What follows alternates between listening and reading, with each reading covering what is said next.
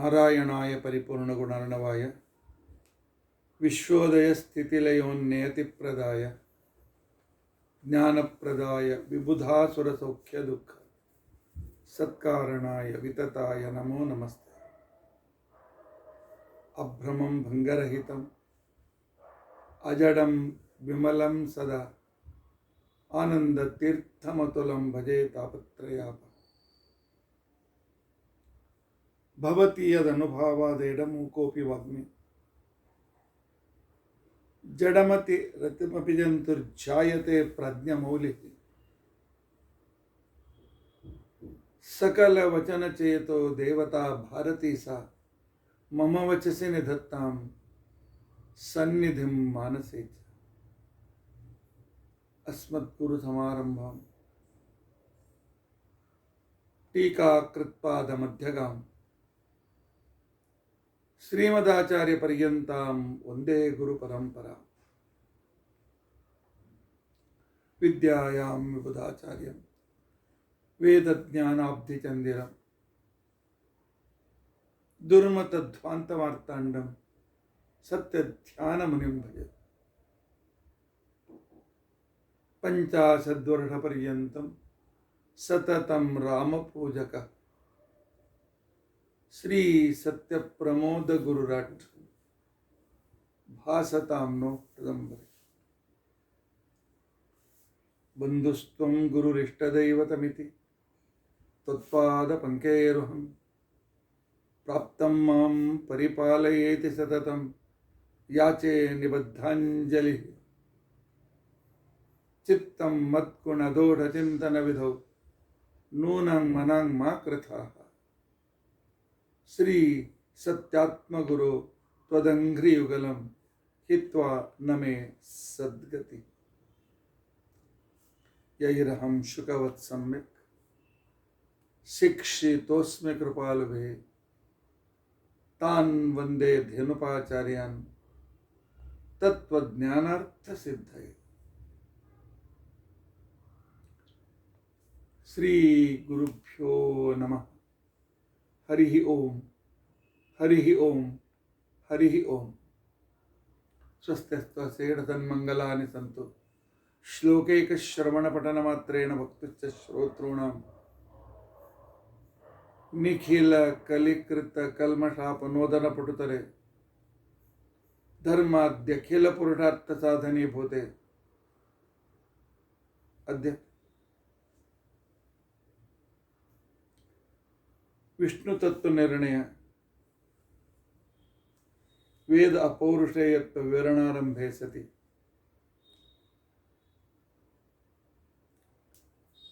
ಕಿಂಚಿತ್ ಪೂರ್ವಕಥಾನುವಾದ. ಹರಿ ಓಂ ಹರಿ ಓಂ ಹರಿ ಓಂ. ಹರೇ ರಾಮ ಹರೇ ರಾಮ ರಾಮ ರಾಮ ಹರೇ ಹರೇ ಹರೇ ಕೃಷ್ಣ ಕೃಷ್ಣ ಕೃಷ್ಣ ಹರೇ ಹರೇ. ಹರೇ ರಾಮ ರಾಮ ರಾಮ ಹರೇ ಹರೇ ಹರೇ ಕೃಷ್ಣ ಕೃಷ್ಣ ಕೃಷ್ಣ ಹರೇ ಹರೇ. ಶ್ರೀ ಗುರುಭ್ಯೋ ನಮಃ. ಹರಿ ಓಂ ಹರಿ ಓಂ ಹರಿ ಓಂ.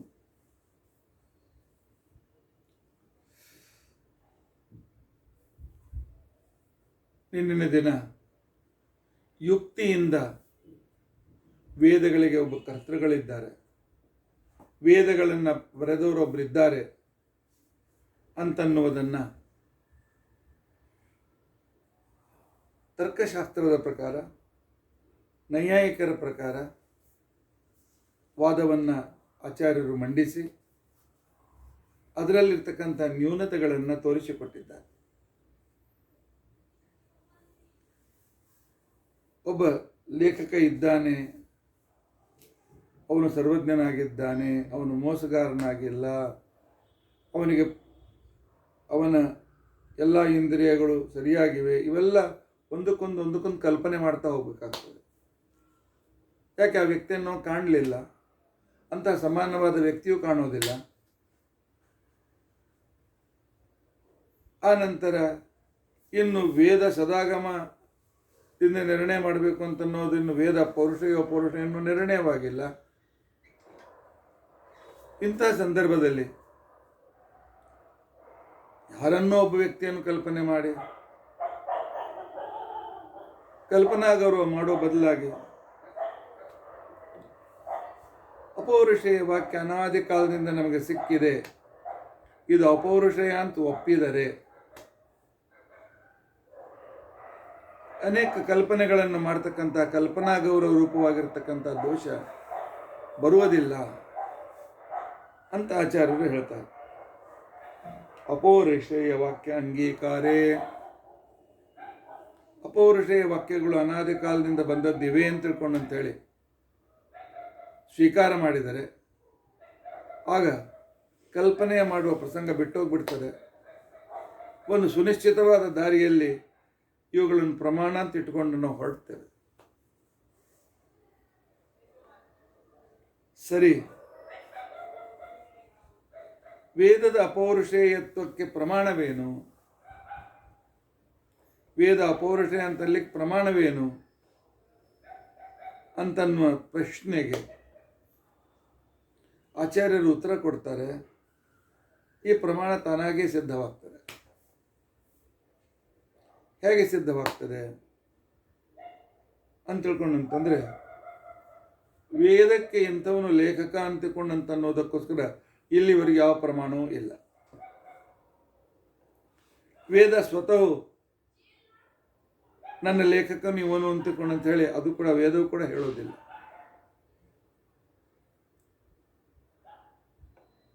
ಆದ್ದರಿಂದಾಗಿ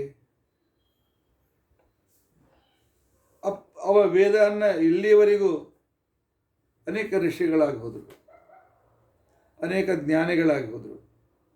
ಸ್ವತಃ ಬ್ರಹ್ಮದೇವರು ಕೂಡ ವೇದ ಅಂತವನು ಇಂಥವನು ಬರೆದಿದ್ದಾನೆ ಅಂತ ಹೇಳಿಲ್ಲ. ವಾಯುದೇವರು ಹೇಳಲಿಲ್ಲ, ರುದ್ರದೇವರು ಹೇಳಲಿಲ್ಲ. ಯಾರು ಇಂಥವರು ವೇದದ ಲೇಖಕರು ಅಂತ ಹೇಳಿ ಹೇಳ್ತಕ್ಕಂತಹ ಪ್ರಮಾಣ ಯಾವ ಗ್ರಂಥದಲ್ಲೂ ನಮಗೆ ಸಿಕ್ಕೋದಿಲ್ಲ. 18 ಪುರಾಣದಲ್ಲಿ ವೇದವ್ಯಾಸರು ವೇದ ನಾನು ಬರೆದಿದ್ದೇನೆ ಅಂತ ಅವರು ಹೇಳೋದಿಲ್ಲ. ಈಗೆಲ್ಲ ಆಧುನಿಕರು ವೇದವ್ಯಾಸದ ಆಥರ್ ಆಫ್ ವೇದ ಅಂತ ಹೇಳ್ಕೊಂಡು ಏನೇನು ಬರೀತಾರೆ. ಯಾಕೆ? ಅವ್ರಿಗೆ ಕಲ್ಪನೆಯೂ ಕೂಡ ಬರಲಿಕ್ಕಾಗೋದಿಲ್ಲ. ದಯಾನಂದ ಸರಸ್ವತಿಗಳು ಹೇಳ್ತಾರೆ, ಇದು ವಿದ್ಯೆಯವರನ್ನು ಬರೆದಿದ್ದಾನೆ ಅಂತೇಳಿ. ದೇವರು ಬರೆದಿಲ್ಲ. ಇನ್ನು ವೇದ ಹೇಳ್ತದೆ ಏನು ಅಂತಿಕೊಂಡಂತಂದರೆ, ಸೃಷ್ಟಿ ಆದಿಯಲ್ಲಿ ಅಶ್ವನಿಶ್ವಸಿತೋಯಂ ಹಯಗ್ರೀವ ರೂಪಿಯಾಗಿರ್ತಕ್ಕಂಥ ಪರಮಾತ್ಮನ ಶ್ವಾಸದಿಂದ ನಿಶ್ವಾಸದಿಂದ ಹುಟ್ಟಿದೆ ಅಂತ ತಿಳ್ಕೊಂಡಂತೇಳಿ ಮೇಲಿನ ಅರ್ಥ. ಇದನ್ನು ಇಟ್ಟುಕೊಂಡೇ ಅನೇಕ ಜನರು, ಮೊನ್ನೆ ಯಾವುದೋ ನಾನು ಪ್ರವಚನ ಕೇಳ್ತಾ ಇದ್ದೆ, it is breath of Hayagriva ಅಂತಕೊಂಡಂತ ಹೇಳ್ತಾರೆ. ಅದು ಹಾಗಲ್ಲ. ಅವರ ನಿಶ್ವಾಸ ಅಂತಂದ್ರಲ್ಲ, ಶ್ವಾಸೋಚ್ಛ್ವಾಸ ಎಷ್ಟು ಸಹಜವಾಗಿ ಆಗುತ್ತದೆಯೋ ಅಷ್ಟು ಸಹಜವಾಗಿ ಅನಾದಿ ಕಾಲದಿಂದ ಸೃಷ್ಟಿ ಆದಿಯಲ್ಲಿ, ಪ್ರತಿ ಸೃಷ್ಟಿ ಆದಿಯಲ್ಲಿ ಪುನಃ ಹಯಗ್ರೀವ ದೇವರು ಅದನ್ನು ಉಚ್ಚಾರಣೆ ಮಾಡ್ತಾರೆ. ಆದರೆ ಅವರು ಕೂಡ ನಾನು ಆಥರ್ ಅಂತ ಹೇಳಿಕೊಳ್ಳೋದಿಲ್ಲ.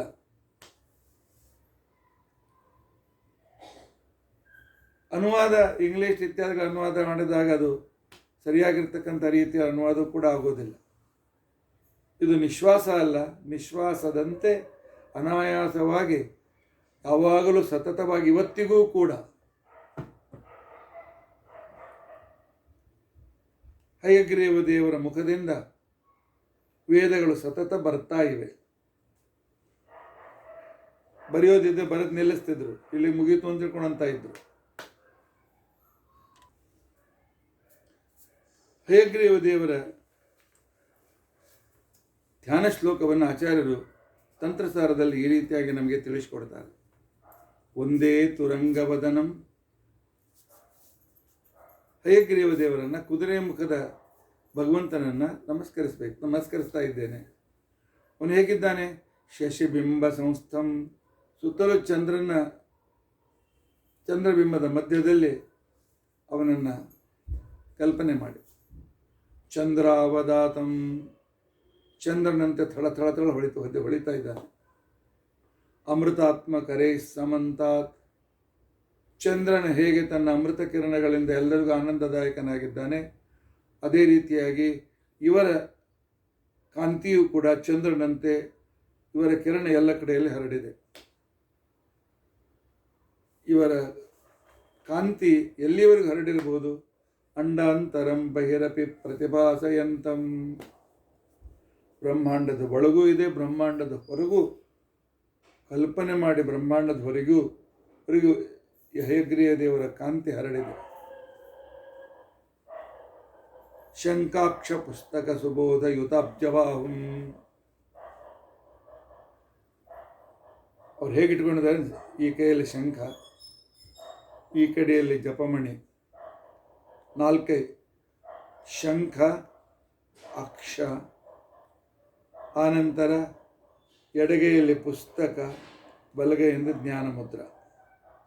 ಪುಸ್ತಕ ಹಿಡಿದುಕೊಂಡಿದ್ದಾರೆ, ಜ್ಞಾನ ಮುದ್ರ ಕೆಳಗಿನ 2 ಕೈಗಳು, ಮೇಲಿನ 2 ಕೈಗಳಲ್ಲಿ ಶಂಖ ಮತ್ತು ಜಪಮಣಿ, ಮುಖ ಕುದುರೆಯ ಮುಖ.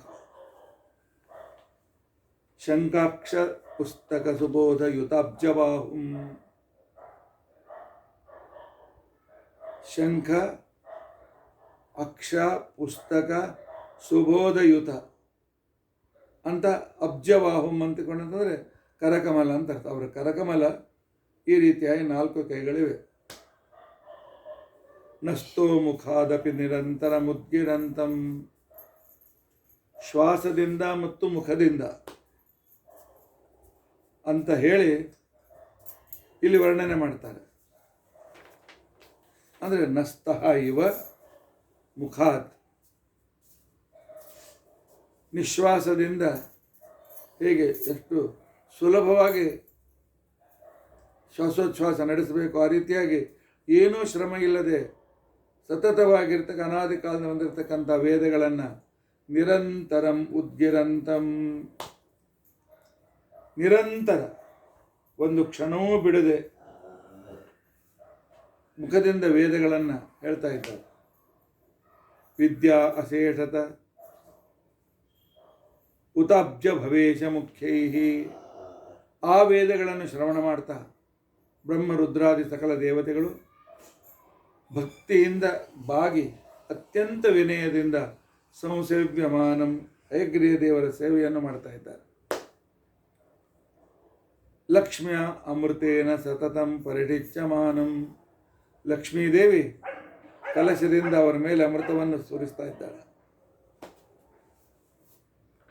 ಈ ರೀತಿಯಾಗಿರ್ತಕ್ಕಂಥ ಹಯಗ್ರೀವ ದೇವರನ್ನು ನಾವು ಸ್ಮರಿಸಬೇಕು ಅಂತ ತಿಳ್ಕೊಂಡಂತ ಹೇಳ್ತಾರೆ. ಮುಖಾದಪಿ ನಿರಂತರ ಮುದ್ಗಿರಂತಂ, ನಾನು ಆಗಲೇ ಹೇಳಿದೆ ಮೂಗಿನಿಂದ ನಿಶ್ವಾಸ ಅಂತಂದರೆ ಮೂಗಿನಂತೆ ಶ್ವಾಸದಂತೆ ಸರಾಗವಾಗಿ ಅಂತಂದಿದ್ದೆ. ಆದರೆ ಇಲ್ಲಿ ಆಚಾರ್ಯರ ಶ್ಲೋಕ ನೋಡಿದ ಮೇಲೆ ಅನ್ನಿಸ್ತದೆ ಮುಖದಿಂದಲೂ ವೇದಗಳನ್ನು ಉಚ್ಚಾರಣೆ ಮಾಡ್ತಾ ಇದ್ದಾನೆ, ಮೂಗಿನಿಂದಲೂ ವೇದಗಳನ್ನು ಉಚ್ಚಾರಣೆ ಮಾಡ್ತಾ ಇದ್ದಾನೆ. ಆದ್ದರಿಂದ ಇವ ಅಂತ ನನ್ನ ಬದಲಾಗಿ ಅಪಿ ಅಂತ ಅನ್ನೋದು ಸ್ಪಷ್ಟವಾಗಿದ್ದದರಿಂದಾಗಿ ಮೂಗಿನಿಂದಲೂ ಬಾಯಿಯಿಂದಲೂ ನಿರಂತರವಾಗಿ ವೇದಗಳನ್ನು ಹೊರಗೆ ಹಾಕ್ತಕ್ಕಂತಹ ಉಚ್ಚಾರ ಮಾಡ್ತಕ್ಕಂತಹ ಮತ್ತು ಬ್ರಹ್ಮರುದ್ರಾದಿಗಳು ವಿನಯದಿಂದ ಅತಿಶಯ ಭಕ್ತಿಯಿಂದ ಬಾಗಿ ಅವರ ಸೇವೆಯನ್ನು ಮಾಡ್ತಾ ಇದ್ದಾರೆ. ಲಕ್ಷ್ಮೀದೇವಿ ಅವನ ಮೇಲೆ ಅಮೃತದ ಅಭಿಷೇಕ ಮಾಡ್ತಾ ಇದ್ದಾಳೆ. ಇಂಥ ಹಯಗ್ರೀವ ದೇವರನ್ನು ಸ್ಮರಿಸಬೇಕು ಅಂತ ತಿಳ್ಕೊಂಡಂತ ಹೇಳಿದ್ದಾರೆ. ಬರೀ ಹಯಗ್ರೀವ ದೇವರಂತ ಕುದುರೆ ಮುಖ ಅಂತ ಇಷ್ಟೇ ಅಲ್ಲ, ಶಂಖ, ಆನಂತರ ಜ್ಞಾನ ಮುದ್ರೆ ಸಹಿತ ಕಮಲ ಅಂತಿಕೊಂಡಂತೆ ತತ್ವಕರಣಿಕಾದಲ್ಲಿ ಅರ್ಥ ಮಾಡಿದ್ದಾರೆ. ಅಂತಿಕೊಂಡಂತ ಹೇಳಿದ್ರೆ ಅಥವಾ ಕರಕಮಲ ಅಂತಿಕೊಂಡು ಅರ್ಥ ಮಾಡಿದ್ರು ಕೂಡ ಬರ್ತದೆ. ಇಂತಹ ಮತ್ತು ಮುಖದಿಂದಲೂ ಆನಂತರ ಮೂಗಿನಿಂದಲೂ ಸತತವಾಗಿ ವೇದಗಳನ್ನು ಉಚ್ಚರಿಸ್ತಾ ಇರತಕ್ಕಂತಹ ಸಕಲ ವಿದ್ಯೆಗಳನ್ನು ಅಂತಹ ಹಯಗ್ರೀವ ದೇವರನ್ನು ಸ್ಮರಿಸಬೇಕು ಅಂತ ತಿಳ್ಕೊಂಡಂತ ಹೇಳಿದ್ದಾರೆ. ಹೀಗಿದ್ದರೂ ಕೂಡ ಆಚಾರ್ಯರು ಯಾವ ಪ್ರಮಾಣದಲ್ಲಿ ಇವರೇ ಹಯಗ್ರೀವ ದೇವರೇ ವೇದವನ್ನು ಬರೆದರು ಅಂತ ತಿಳ್ಕೊಂಡಂತ ಉಲ್ಲೇಖ ಎಲ್ಲೂ ಇಲ್ಲ. ಆದ್ದರಿಂದಾಗಿ ಅಪೌರುಷೇಯವಾದ ವೇದಗಳು ಅಂತ ತಿಳ್ಕೊಂಡಂತ ಅನ್ನೋದನ್ನು ನಾವು ಸ್ವೀಕಾರ ಮಾಡಬೇಕಾಗ್ತದೆ. ಯಾಕೆ ಸ್ವೀಕಾರ ಮಾಡಬೇಕು ಅಂತಂದರೆ, ಇಲ್ಲ ನೀವು ಹೇಳಿ, ಪ್ರಮಾಣ ಕೊಡಿ, ಇಂಥವ್ರು ವೇದ ಬರೆದಿದ್ದಾರೆ ಅಂತ ತಿಳ್ಕೊಂಡಂತೇಳಿ. ಯಾಕೆ ಅಂತಂದರೆ ಆಚಾರ್ಯರು ಸ್ಪಷ್ಟವಾಗಿ ಹೇಳ್ತಾರೆ, ಅಪೌರುಷೇಯತ್ವಂಚ ಸ್ವತಃ ಸಿದ್ಧಂ. ವೇದಕರ್ತು ಅಪ್ರಸಿದ್ಧತ್ವ. ಇಲ್ಲ ನಾವು ಯಾರನ್ನು ಕಲ್ಪನೆ ಮಾಡ್ತೇವೆ ಅಂತ ತಿಳ್ಕೊಂಡಂತಂದರೆ, ಇಂಥವರು ವೇದ ಬರೆದವ್ರನ್ನ ಕಲ್ಪನಾ ಮಾಡಬೇಕು, ಅಂಥವ್ರಿಗಿಂತ ಯೋಗ್ಯತೆ ಇದೆ ಅಂತ ಕಲ್ಪನಾ ಮಾಡಬೇಕು, ಅವ್ರು ಬರೆದಿದ್ದಾರೆ ಅಂತ ಕಲ್ಪನಾ ಮಾಡಬೇಕು. ಎಷ್ಟು ಕಲ್ಪನಾ ಮಾಡ್ತೀರಿ? ಕಲ್ಪನೆ ಕಲ್ಪನೆ ಕಲ್ಪನೆ ಅಂತ ತಿಳ್ಕೊಂಡಂತ ಅನ್ನೋದು ಇದು ವ್ಯವಹಾರದಲ್ಲಿ ಪ್ರಮಾಣ ಅಂತ ಅನಿಸೋದಿಲ್ಲ. ಅದಕ್ಕೋಸ್ಕರವೇ ಯುಕ್ತಿಶಾಸ್ತ್ರದಲ್ಲಿ ಕಲ್ಪನಾ ಗೌರವ ಅಂತ ಅನ್ನೋದು ಒಂದು ದೋಷ ಅಂತಿಕೊಂಡಂತ ಹೇಳಿದ್ದಾರೆ. ಆದ್ದರಿಂದಾಗಿ ಇಲ್ಲಿ ನಾವು ಕಲ್ಪನಾ ಮಾಡೋದಿಲ್ಲ ಅಂತಿಕೊಂಡಂತಂದರೆ ಅಪೌರುಷ ಲೇಖಕ ಇಲ್ಲ, ಅಪೌರುಷ ಅಂತ ಒಪ್ಕೊಂಡ್ಬಿಡಿ. ಈ ರೀತಿಯಾಗಿ ಅಪೌರುಷೇಯತ್ವ ತಾನಾಗಿ ವಿಶೇಷ ಪರಿಶ್ರಮವಿಲ್ಲದೆ ಸಿದ್ಧವಾಗುತ್ತದೆ. ಆದ್ದರಿಂದ ವೇದಗಳು ಅಪೌರುಷೇಯ ಅಂತ ತಿಳ್ಕೊಂಡಂತ ಹೇಳಿ ಒಪ್ಪಬೇಕು. ಆದರೆ ನಮ್ಮಲ್ಲಿ ವೈಚಾರಿಕ ಸ್ವಾತಂತ್ರ್ಯ ಇದೆ. ಅನೇಕ ರೀತಿಯಾಗಿರ್ತಕ್ಕಂಥ ಪ್ರಶ್ನೆಗಳನ್ನು ಮಾಡಲಿಕ್ಕೂ ಅಧಿಕಾರವಿದೆ. ಅದಕ್ಕೆ ಮತ್ತೆ ವಾದಿ ಹೇಳ್ತಾನೆ, ನಿಮ್ಮ ಅಭಿಪ್ರಾಯ ಏನಾಯಿತು? ನಿಮ್ಮ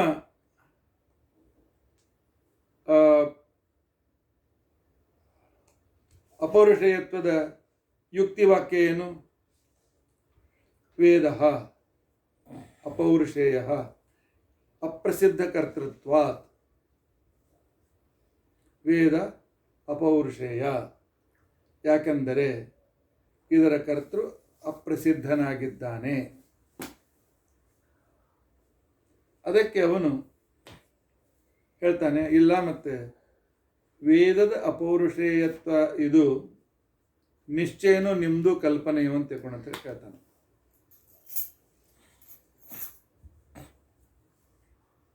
ನಿಶ್ಚಯವಾಗಿದ್ದರೆ ಪ್ರಮಾಣ ಕೊಡ್ರಿ.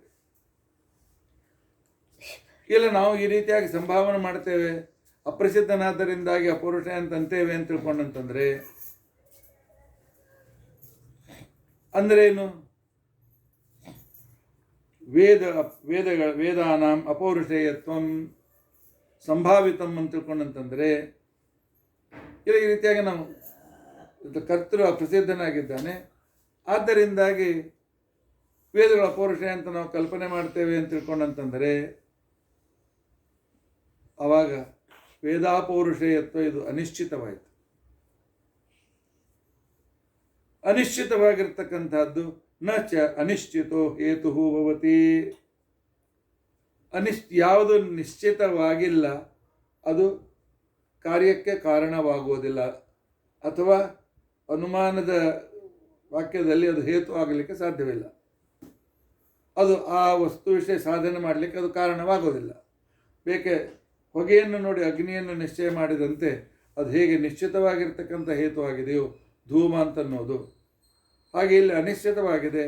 ಅನಿಶ್ಚಿತವಾಗಿ ಧೂಮನೂ ಇರ್ಬೋದು, ಮತ್ತೊಂದೂ ಇರ್ಬೋದು, ಆದರೂ ಅಗ್ನಿ ಅದಂತ ತಿಳ್ಕೊಂಡು ಅಂತೇಳಿ ಅನ್ಲಿಕ್ಕೆ ಆಗ್ತದೇನೋ? ಆಗೋದಿಲ್ಲ. ಮೊದಲು ಹೇತು ನಿಶ್ಚಯವಾಗಬೇಕು. ಹೇತು ಅಂತ ತಿಳ್ಕೊಂಡಂತಂದರೆ ಕಾರ್ಯದ ಕಾರಣಗಳು, ನೀವು ಹೇಳ್ತಕ್ಕಂಥ ಸಿದ್ಧಿ ಮಾಡ್ತಕ್ಕಂಥ ವಸ್ತುವಿಗೋಸ್ಕರ ಇರ್ತಕ್ಕಂಥ ಮುಖ್ಯ ಕಾರಣ. ಆದ್ದರಿಂದಾಗಿ ವೇದದ ಅಪೌರುಷೇಯತ್ವ ಸಿದ್ಧವಾಗೋದಿಲ್ಲ.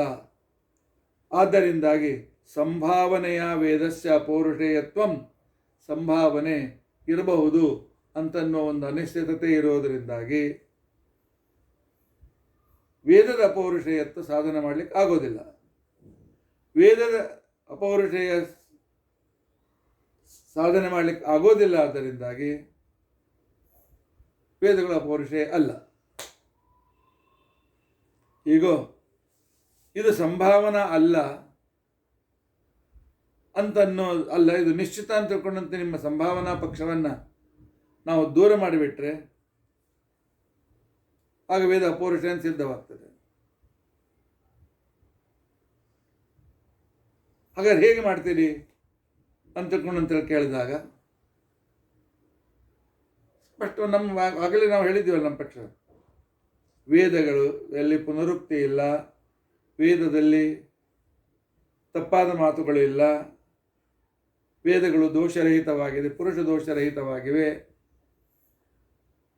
ಪುರುಷ ದೋಷರಹಿತವಾದದ್ರಿಂದ ವೇದಗಳು ಅತ್ಯಂತ ಪ್ರಾಮಾಣಿಕ. ಯಾಕೆ ಆದರೆ ಅಪೌರುಷೇಯವಾದ್ದರಿಂದ ಅಂತನ್ನೋದನ್ನು ನಾವು ಈಗಾಗಲೇ ನಮ್ಮ ಸಾಧ್ಯ ಹೇತು ಉದಾಹರಣೆಗಳನ್ನು ಹೇಳಿದ್ದೇವೆ. ವೇದ ಪೌರುಷೇಯತ್ವಾತ್ ಅಪ್ರಸಿದ್ಧ ಕರ್ತೃವತ್ವಾತ್, ಅದರ ಕರ್ತೃ ಪ್ರಸಿದ್ಧನಾಗಿಲ್ಲ. ಅದಕ್ಕೆ ಪ್ರತಿಪಕ್ಷ ಅಂತಾನೆ. ಇಲ್ಲ, ನಿಮಗೆ ನಾವು ಸತ್ಪ್ರತಿಪಕ್ಷ ತಿರುಗಿ ನಾವು ಉತ್ತರ ಕೊಡ್ತೇವೆ. ಪರ್ವತದಲ್ಲಿ ಗುಹೆಯಲ್ಲಿ ಹುಲ್ಲು ಬೆಳೆದಿದೆ.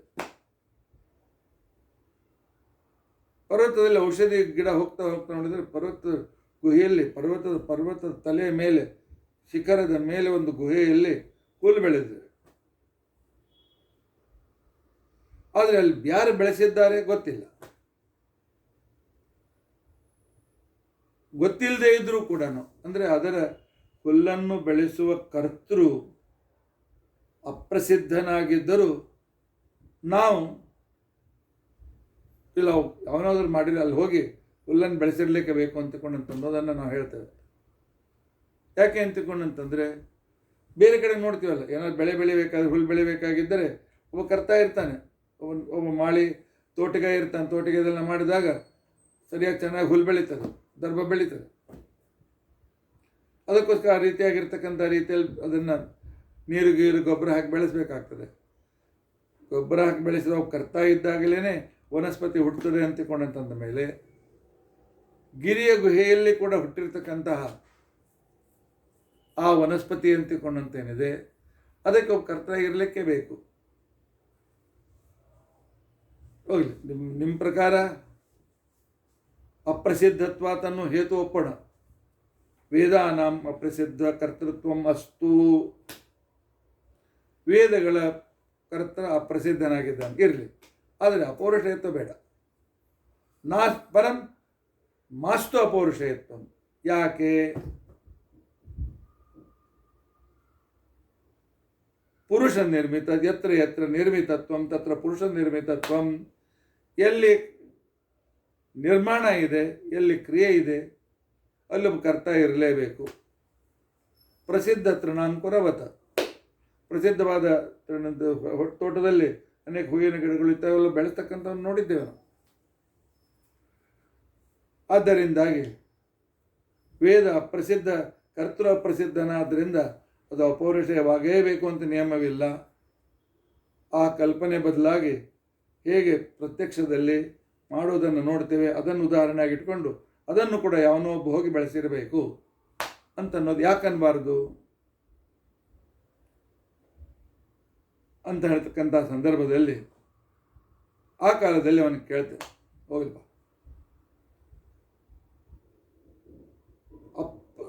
ಯಾವ ವೇದ ಬರೆದಿದ್ದಾರೆ ಅಂತ ಅನ್ನೋದು ನಿಶ್ಚಯ ಇಲ್ಲ, ಅದಕ್ಕೆ ಕರ್ತಾ ಇದ್ದಾನೆ ಅಂತ ಒಪ್ತಾ ಇದ್ದೀರಿ ನೀವು. ಅವಾಗ ನಿಮಗೆ ನಾನು ಕೇಳ್ತೇನೆ, ಪ್ರತಿವಾದಿ, ನಿಮ್ಮ ಕರ್ತ ಇರತಕ್ಕಂಥ ವೇದ ಧರ್ಮಾದಿಗಳನ್ನು ಹೇಳ್ತದೋ ಅಥವಾ ಇಲ್ಲೋ? ಧರ್ಮಾದಿಗಳನ್ನು ಹೇಳುವ ವೇದದ ಬಗ್ಗೆ ನೀವು ಹೇಳ್ತಾ ಇದ್ದೀರೋ ಅಥವಾ ಧರ್ಮಾದಿಗಳನ್ನು ನಾನು ಸ್ವೀಕಾರ ಮಾಡೋದಿಲ್ಲ ಅಂತೀರೋ? ವೇದ ಅಲ್ಲಿ ಧರ್ಮ ಧರ್ಮ ಅತೀಂದ್ರಿಯ, ಧರ್ಮ ಅತೀಂದ್ರಿಯ ಒಪ್ಪದೇ ಇದ್ರೆ ನಾವು ಮೊದಲೇ ಆರಂಭದಲ್ಲಿ ಚಾರ್ವಾಕನಿಗೆ ಉತ್ತರ ಕೊಟ್ಬಿಟ್ಟಿದ್ದೇವೆ. ನಾಸೌ ಸಮಯಿ, ನೀನು ಯಾವುದನ್ನು ಅತೀಂದ್ರಿಯ ವಸ್ತುಗಳ ಬಗ್ಗೆ ಚರ್ಚೆ ಇಲ್ಲ ಅಂತಂತೀಯ, ಆವಾಗ ನೀನು ತತ್ವಜ್ಞಾನಿ ಅಲ್ಲ. ತತ್ವಜ್ಞಾನಿ ಯಾವಾಗಲೂ ಕಣ್ಣಿಗೆ ಕಾಣದೇ ಇದ್ದ, ಕಲ್ಪನೆಗೆ ಬಾರದೇ ಇದ್ದ ಒಂದು ಸಿದ್ಧವಾಗಿರ್ತಕ್ಕಂಥ, ಜಗತ್ತಿಗೆ ಮೂಲಭೂತವಾಗಿರ್ತಕ್ಕಂಥ ವಿಚಾರವನ್ನು ಹೇಳ್ತಕ್ಕೆ ಹೊರಟಿದ್ದೇ ಶಾಸ್ತ್ರ ಅಂತ ತಿಳ್ಕೊಂಡು ತನಿಸ್ಕೊಳ್ತದೆ. ಇಲ್ಲ ಧರ್ಮಾದಿಗಳನ್ನೇ ಅದು ಹೇಳ್ತದೆ ಅಂತ ತಿಳ್ಕೊಂಡಂತಂದರೆ, ಮತ್ತೆ ಹಿಂದೆ ಹೇಳಿದಂತೆ ಒಬ್ಬ ಬರೆದ ವ್ಯಕ್ತಿ ಬುದ್ಧನಾಗಿರ್ಬೋದು, ಮಹಾವೀರನಾಗಿರ್ಬೋದು ಇತ್ಯಾದಿ ಕರ್ತಗಳನ್ನು ಒಪ್ಪಬೇಕು. ಇಂಥ ಕರ್ತ ಇದ್ದಾನೆ ಅಂತ ಅನ್ನೋದು ಪ್ರಮಾಣ ಏನು? ವೇದ ಪ್ರಮಾಣ ಇದೆಯಾ? ಕರ್ತ ಇದೆ ಅಂತ ವೇದ ಪ್ರಮಾಣ ಇದೆಯಾ? ಅಥವಾ ಸುಮ್ಮನೆ ಯಾರು ಹೇಳಿದ್ದಾನೆ ಅಂತ ಒಪ್ತೀರಾ? ಅಥವಾ ಇನ್ನೊಂದು ವೇದ ಬಿಟ್ಟು ಇನ್ನೊಂದು ಅಪೌರುಷೇಯ ವಾಕ್ಯ ಇದೆ ಅಂತ ತಿಳ್ಕೊಂಡು ಅಂತೇಳಿ ಇದಕ್ಕೂ ಕರ್ತ ಇದ್ದಾನೆ ಅಂತ ಹೇಳ್ತೀರಾ? ಇಲ್ಲಿ ನಾವು ಮಾಡಿದ ಪ್ರಶ್ನೆ ಇಟ್ಕೊಳ್ಳಿ. ನೀವು ಕರ್ತೃ ಬರೆದ ಒಬ್ಬ ವ್ಯಕ್ತಿ ಬರೆದ ವೇದಗಳು ಧರ್ಮದ ವಿಚಾರದ ಬಗ್ಗೆ ಹೇಳುತ್ತವೆ ಅಂತ ತಿಳ್ಕೊಂಡಂತ ನೀವು ಹೇಳ್ತಾ ಇದ್ರೆ, ಧರ್ಮದ ಬಗ್ಗೆ ಹೇಳೋದಿಲ್ಲ ಅಂತಂದರೆ ನೀವು ತತ್ವಜ್ಞಾನಿಗಳೆಲ್ಲ ನಿಮ್ಮ ಜೊತೆಗೆ ಚರ್ಚೆ ಅವಶ್ಯಕತೆ ಇಲ್ಲ. ಆಯ್ತು, ನೀವು ಅತೀಂದ್ರಿಯ ಒಪ್ತೀರಿ, ಧರ್ಮಾದಿಗಳನ್ನು ಒಪ್ತೀರಿ. ಅದಕ್ಕೆ ಒಬ್ಬ ಗೌತಮ ಬುದ್ಧನು ಮಹಾವೀರ ಇಂಥ ಮಹಾನುಭಾವನನ್ನು ಲೇಖಕ ಅಂತ ಒಪ್ತೀರಿ. ಆದರೆ ಈ ಲೇಖಕ ಅಂತ ಅನ್ನೋದು ಕಲ್ಪನೆಯು ನಿಶ್ಚಯ. ನಿಮ್ಮದು ಕಲ್ಪನೆ ಆಗಿದ್ದರೆ ಮತ್ತು ಅಪ್ರಸಿದ್ಧ ಲೇಖಕನಾದ್ದರಿಂದಾಗಿ ಇದು ಅಪೌರುಷ ಅಂತನ್ನುವ ನಮ್ಮ ಕಲ್ಪನೆಗೆ ನೀವು ಅನಿಶ್ಚಿತ ಹೇತು ಅಂತ ತೋರಿಸ್ಕೊಡ್ತೀವಿ. ನಿಮಗೂ ಇಲ್ಲ ಅನಿಶ್ಚಿತ ಹೇತು ಅಂತ ತೋರಿಸ್ಕೊಡ್ತೇವೆ ನಾವು. ಅಥವಾ ಇವನು ಲೇಖಕ ಅಂತನ್ನೋದನ್ನು ನಿರ್ಣಯ ನಿಶ್ಚಯ ಮಾಡ್ತಿರಲ್ಲ, ನಿಶ್ಚಯ ವೇದೇನವ, ವೇದಗಳ ಪ್ರಮಾಣ ಕೊಟ್ಟು ಇಂಥವನು ವೇದಗಳ ಲೇಖಕ ಅಂತ ನಿಶ್ಚಯ ಮಾಡ್ತೀರಾ? ಅಥವಾ ವಾಕ್ಯಾಂತರಂ ಅಪೌರುಷೇಯಂ, ಬೇರೆ ಅಪೌರುಷೇಯ ವಾಕ್ಯ, ವೇದ ಬಿಟ್ಟು ಬೇರೆ ಅಪೌರುಷೇಯ ವಾಕ್ಯ ಹೇಳ್ತದೆ ವೇದಗಳಿಗೆ ಒಬ್ಬ ಲೇಖಕ ಇದ್ದಾನೆ, ಇಲ್ಲಿಗೆ ಲೇಖಕ ಇದ್ದಾನೆ ಆದ್ದರಿಂದ ನಾವು ಒಪ್ತೇವೆ ಅಂತ ತಿಳ್ಕೊಂಡಂತೀರಾ? ಯಾಕೆ ಇಷ್ಟೆಲ್ಲ ಹೇಳಕ್ಕೆ ಹೋಗ್ತೀರಿ? ಇಲ್ಲ, ಕಾರ್ಯ ಆದಮೇಲೆ ಕರ್ತ ಇರಬೇಕು, ಗತ್ಯಂತರವಿಲ್ಲದೆ ಬೇರೆ ಹಾದಿ ಇಲ್ಲ, ನಮಗೆ ಬೇರೆ ಹಾದಿ ಇಲ್ಲ ಅಂತ ತಿಳ್ಕೊಂಡಂತ ಹೇಳಿ ನಾವು ಒಬ್ಬ ಲೇಖಕ ಇದ್ದಾನೆ, ಅದಕ್ಕೂ ವೇದ ಪ್ರಮಾಣ ಇದೆಯೋ ಅಥವಾ ಇನ್ನೊಬ್ಬ ಪೌರುಷೇಯ ಪ್ರಮಾಣ ಕಲ್ಪನೆ ಮಾಡ್ತೇವೆ ಅಂತಂತಿದ್ರೆ ಇದು ಕೇವಲ ನಿಮ್ಮ ಅನುಮಾನವಾಯಿತು, ನಿಮ್ಮ ಕಲ್ಪನೆ ಆಯಿತು, ನಿಮ್ಮ ಯುಕ್ತಿ ಆಯಿತು. ವೇದಗಳ ಪ್ರಾಮಾಣ್ಯದ ವಿಷಯದಲ್ಲಿ ಅನುಮಾನಾದಿಗಳು, ವೇದದ ಲೇಖಕನ ವಿಷಯದಲ್ಲಿ ಅನುಮಾನಾದಿಗಳು ಸರ್ವಥಾ ಸಹಾಯಕವಾಗೋದಿಲ್ಲ ಅನ್ನೋದನ್ನು ನಾವು ನಿನ್ನೆ ನೈಯಾಯಿಕರ ಬಗ್ಗೆ ವಿಚಾರ ಮಾಡುವಾಗ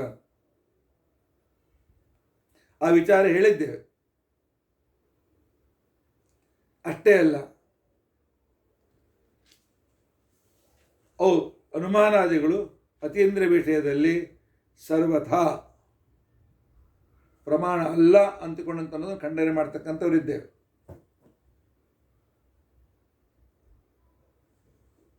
ಸರಿಯಪ್ಪ, ನಿಮ್ಮ ಸಿದ್ಧಾಂತಿಗಳ ಅಭಿಪ್ರಾಯ ಏನಾಯಿತು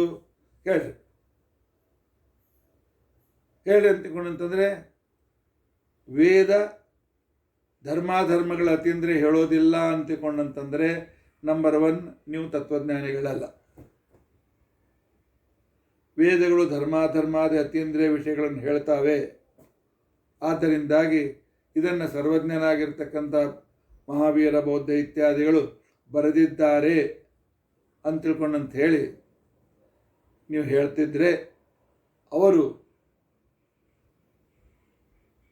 ಅತ್ಯಂತ ಪ್ರಾಮಾಣಿಕರು, ಅವರ ಮಾತು ಪ್ರಮಾಣ ಅಂತ ಅನ್ನೋದಕ್ಕೋಸ್ಕರ ಅವರ ಸರ್ವಜ್ಞಾತ್ಯಾದಿಗಳನ್ನು ನೀವು ಕಲ್ಪನೆ ಮಾಡ್ತೀರೋ, ಕಲ್ಪನೆ ಮಾಡಿದರೆ ಕಲ್ಪನಾ ಗೌರವ ಬರ್ತದೆ. ಇಲ್ಲ ವೇದ ಹೇಳ್ತದೆ ಅಂತಂದರೆ ವೇದದ ಪ್ರಮಾಣ ತೋರಿಸ್ರಿ. ಇಲ್ಲ ಅಷ್ಟೇ ಅಲ್ಲ, ವೇದ ಈಗ ಸದ್ಯಕ್ಕೆ ನಮಗೆ ಸಾಧ್ಯವಾಗಿದೆ, ಅದನ್ನು ನಾನು ಉದಾಹರಣೆ ಕೊಡ್ಲಿಕ್ಕೆ ಬರೋದಿಲ್ಲ. ಇಲ್ಲ ಇನ್ನೊಂದು ಅಪೌರುಷೇಯ ವಾಕ್ಯವನ್ನು ಒಪ್ಪಬೇಕು. ಬರೆದಿದ್ದಾನೆ, ಲೇಖಕ ಇದ್ದಾನೆ ಅಂತ ಕಲ್ಪನೆ,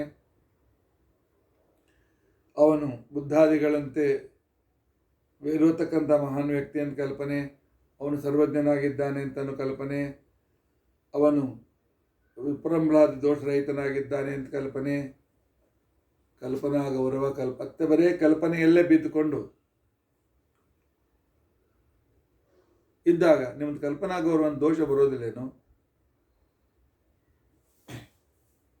ಆದ್ದರಿಂದಾಗಿ ನಿಮಗೆ ಈ ರೀತಿಯಾಗಿ ಯಾಕೆ ಹೇಳ್ತೀರಿ? ಇಲ್ಲ ವೇದಗಳ ಪ್ರಮಾಣವನ್ನು ಒಪ್ತೀವಿ ಅಂತ ತಿಳ್ಕೊಂಡಂತಂದಮೇಲೆ ವೇದಗಳು ಕರ್ತ ಇರಬೇಕು ಅಂತ ತಿಳ್ಕೊಂಡಂತನ್ನುವ ಆ ಒಂದು ಪ್ರಯೋಜನ ಇಟ್ಟುಕೊಂಡು ನಾವು ಈ ರೀತಿಯಾಗಿ ಇಂಥ ಪ್ರಮಾಣ ಇರ್ಬೋದು ಅಂತ ತಿಳ್ಕೊಂಡಂತೇಳಿ ನಾವು ಕಲ್ಪನೆ ಮಾಡ್ತೇವೆ ಅಂತ ತಿಳ್ಕೊಂಡಂತಂದರೆ ಪ್ರಯೋಜನ ಇದೆ, ಅಗತ್ಯವಿದೆ ಅಂತ ತಿಳ್ಕೊಂಡಂತೇಳಿ ಪ್ರಮಾಣಗಳನ್ನು ಕಲ್ಪನೆ ಮಾಡೋದು ಸರಿಯಲ್ಲ. ನಿಶ್ಚಿತ ಪ್ರಮಾಣದಿಂದ ಒಂದು ವಸ್ತುವನ್ನು ಸಾಧನೆ ಮಾಡಬೇಕೆ ಹೊರತು ಇಂಥ ಪ್ರಮಾಣ ಇರ್ಬೋದು, ಈ ಪ್ರಮಾಣ ಇರ್ಬೋದು, ಈ ಪ್ರಮಾಣ ಅಂತೇಳಿ ಅದನ್ನು ಪ್ರಮಾಣ ಅಂತೇಳಿ ಒಪ್ಪಿಕೊಂಡರೆ ಆಗ ಹೇತು ಸಾಧ್ಯಗಳ ಸಹಚರ್ಯವಾಗಲಿ ಇತ್ಯಾದಿಗಳಿಗಾಗಿ ಯಾವುದೂ ಕೂಡೋದಿಲ್ಲ.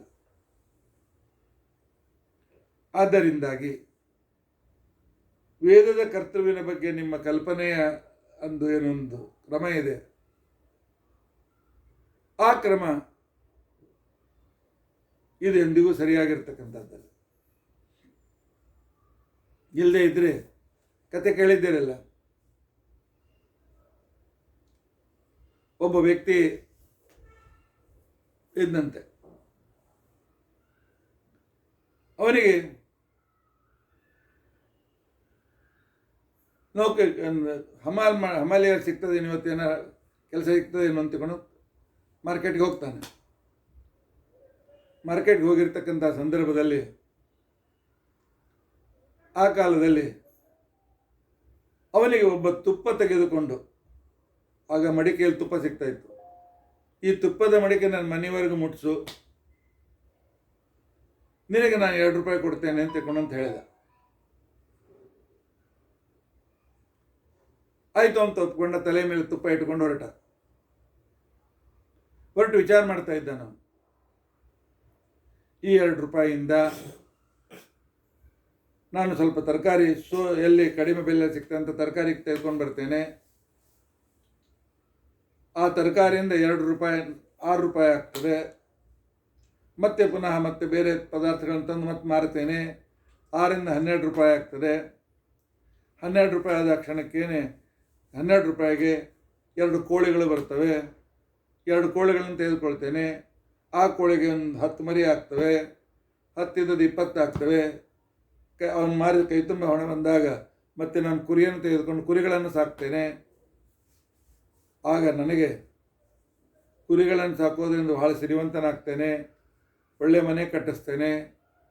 ಒಳ್ಳೆ ಮನೆ ಕಟ್ಟಿಸಿದ ಕ್ಷಣಕ್ಕೇನೆ ಆಗ ನನಗೆ ಒಳ್ಳೆ ಸಿರಿವಂತನ ಮನೆ ಹುಡುಗಿಯನ್ನು ಮದುವೆ ಆಗಿ ಕೊಡ್ತಾರೆ. ಮದುವೆ ಆದಮೇಲೆ ನನಗಿಬ್ಬರು ಮಕ್ಕಳು ಹುಡ್ತಾರೆ. ಆ ನಂತರ ಒಂದ್ಸಲ ನನ್ನ ಹೆಂಡತಿ ಆ ಕಾಲದಲ್ಲಿ ಅಡುಗೆ ಮಾಡ್ತಾ ಇರ್ತಾಳೆ, ಮಕ್ಕಳು ಅಳ್ತಾ ಇರ್ತಾರೆ. ನಾನು ಹೇಳ್ತೇನೆ, ಏನು ಕೆಲಸ ಮಾಡ್ತೀವಿ ಬಾ ಇಲ್ಲಿ ಅಂತ ತಿಳ್ಕೊಂಡು ಅಂತ ಹೇಳಿ ಅವಳಿಗೆ ಕರೀತೇನೆ. ಅವಳು ಹೇಳ್ತಾಳೆ, ಇಲ್ಲ ಒಲೆ ಮೇಲೆ ಇಟ್ಟಿದ್ದೆಲ್ಲ ಹೊತ್ತೋಗ್ತದೆ, ಅದಕ್ಕೆ ನೀವೇ ಮಕ್ಕಳನ್ನ ಮಾಡಿರಿ ಅಂತ ತಿಳ್ಕೊಂಡು ಅಂತ ಹೇಳಿ ನನಗೆ ಸಿಟ್ಟು ಬರ್ತಾರೆ. ಸಿಟ್ಟು ಬಂದು ನಾನು ಹಿಂಗೆ ಹೊಡ್ತಾ ಹೋಗ್ಯಾಕೆನ್ನ ಶಿಕ್ಷೆ ಕೊಡಬೇಕು ಅಂತ ಹೊರಡ್ತೇನೆ ಅಂತಂದ, ತಲೆ ಅಲಗಾಡಿಸದ, ಆ ತುಪ್ಪದ ಗಡಿಗೆ ಕೆಳಗೆ ಬಿತ್ತು, ಒಡೆದು ಯಜಮಾನ ಕೋಲಿನಿಂದ ಹೊಡೆದ. 2 ರೂಪಾಯಿನೂ ಇಲ್ಲ, ಮುಂದೆ ವ್ಯಾಪಾರವೂ ಇಲ್ಲ, ಮುಂದೆ ಆ ಗಾಳಿ ಗೋಪುರದ ಕಲ್ಪನೆ. ಅದೇ ರೀತಿಯಾಗಿ ವೇದಕ್ಕೆ ಒಬ್ಬ ಲೇಖಕ ಇದ್ದಾನೆ, ಅವನು ಇಂಥವನಿದ್ದಾನೆ, ಅವನು ಹೀಗಿದ್ದಾನೆ, ಅವನಿಗಿಂಥ ಪ್ರಮಾಣ ಇರ್ಬೋದು, ಇಂಥ ರೀತಿಯಾಗಿರ್ಬೋದು. ಏನು ಕಲ್ಪನಾ ಮಾಡ್ತೀರಿ? ಈ ಕಲ್ಪನಾ ಗೌರವದಲ್ಲಿ ಸಿಕ್ಕು ನೀವು ಈ ರೀತಿಯಾಗಿರ್ತಕ್ಕಂಥ ಕಲ್ಪನೆ ಮಾಡಬೇಕು, ಲೇಖಕ ಇದ್ದಾನೆ ಅಂತ ಹೇಳಬೇಕು ಅಂತ ತಿಳ್ಕೊಂಡಂತನ್ನೋ ಅಗತ್ಯಕ್ಕೆ ಯಾವುದಾದ್ರು ಪ್ರಮಾಣ ಹುಡುಕ್ತೀರಾ? ಪ್ರಮಾಣ ಇದೆ ಅಂತ ತಿಳ್ಕೊಂಡಂತೇಳಿ ಇದಂತ ನಿಶ್ಚಯ ಹೇಳ್ತೀರಾ? ಇಲ್ಲದ ಪ್ರಮಾಣವನ್ನು ಹುಡುಕುವ ಬದಲಾಗಿ ನಿಶ್ಚಿತ ಪ್ರಮಾಣಗಳಿಂದ ತತ್ವವನ್ನು ನಿಶ್ಚಯ ಮಾಡ್ತಕ್ಕಂಥದ್ದು ಶಾಸ್ತ್ರದ ಒಂದು ಕ್ರಮ ಇದೆ. ಆದ್ದರಿಂದಾಗಿ ಕಿಂ ನಾಮ ನಿಶ್ಚಿತ್ ನಚ ಪ್ರಯೋಜನ ಅನುರೋಧೇನ ಪ್ರಮಾಣ ಕಲ್ಪನಾಯುಕ್ತ ಕಿಂ ನಾಮ ನಿಶ್ಚಿತೇನ ಪ್ರಮಾಣೇನ ಅಭ್ಯುಪಗಮ್ಯತೆ. ಈ ರೀತಿಯಾಗಿರ್ತಕ್ಕಂಥ ರೀತಿಯಿಂದ ನೀವು ನಿಶ್ಚಯ ಮಾಡ್ತೀರಾ ಹೇಳಿ ಅಂತ ತಿಳ್ಕೊಂಡಂತೇಳಿದ್ದಾರೆ. ಆದ್ದರಿಂದಾಗಿ ಅತಃ ಕಲ್ಪನಾ ಗೌರವ ಪ್ರಸಂಗಾತ್, ಅನೇಕ ಕಲ್ಪನೆ ಮಾಡಬೇಕು ಅಂತ ತಿಳ್ಕೊಂಡಂತೇಳಿ ಕಲ್ಪನಾ ಗೌರವ ಅಂತನೂ ದೋಟ ಬರೋದರಿಂದಾಗಿ ಅಪ್ರಮಿತ ಪ್ರಮಾಣವಿಲ್ಲದ, ಪ್ರಮಾಣದಿಂದ ಸಿದ್ಧವಾಗದ ವೇದಕ್ಕೆ ಒಬ್ಬ ಲೇಖಕನನ್ನು ಕಲ್ಪನೆ ಮಾಡುವುದು ಇದು ಯೋಗ್ಯವಿಲ್ಲ. ಇಲ್ಲಪ್ಪ ವೇದಕ್ಕೆ ಲೇಖಕ ಇದ್ದಾನೆ ಅಂತ ಕಲ್ಪನೆ ಮಾಡೋದಿಲ್ಲ ಅಂದರೆ ಲೇಖಕ ಇಲ್ಲ ಅಂತ ನಿರ್ಣಯ ಆಯಿತು, ಅಪೌರುಷ ಇತ್ತು, ತಾನಾಗೆ ಸಿದ್ಧವಾಯಿತು. ಅಕಲ್ಪನೆ ಶಂಕೆಯ ಅಪ್ಯಭಾವೇ ವೇದಸ್ಯ ಅಕರ್ತೃತ್ವ ಸಿದ್ಧಮೇವ. ಯಾಕೆ ಅಂತಿಕೊಂಡಂತಂದ್ರೆ ಯತ್ರ ಯತ್ರ ಪರ್ವತಃ ವನ್ಯಮಾನ್ ಧೂಮಾತ್, ಪರ್ವತದಲ್ಲಿ ಬೆಂಕಿ ಇದೆ, ಆ ನಂತರ ಯಾಕೆಂದರೆ ಹೊಗೆ ಇದೆ ಅಂತ ತಿಳ್ಕೊಂಡಂತ ಹೇಳಿ ಹೊಗೆ ಮತ್ತು ಅಗ್ನಿಗಳ ಸಾಹಚರ್ಯವನ್ನು ಬುದ್ಧಿವಂತಿಕೆ ಯುಕ್ತಿಯ ಬಲದಿಂದ ಏನಾದರೂ ಒಂದು ಉಪಾಧಿಯನ್ನು ಕಲ್ಪನೆ ಮಾಡಿದಾಗ ಯಾವಾಗ ಆ ಉಪಾಧಿ ಇಲ್ಲ ಅಂತ ಅನ್ನೋದು ನಿರ್ಧಾರವಾಗ್ತದೆ, ಆಗ ನಿಮ್ಮ ಅನುಮಾನದ ಆ ಒಂದು ಸಂಕಲ್ಪನೆ ಹೊರಟೋಗ್ಬಿಡ್ತದೆ. ಅದು ಹೇಗೆ ಅಂತ ತಿಳ್ಕೊಂಡಂತಂದರೆ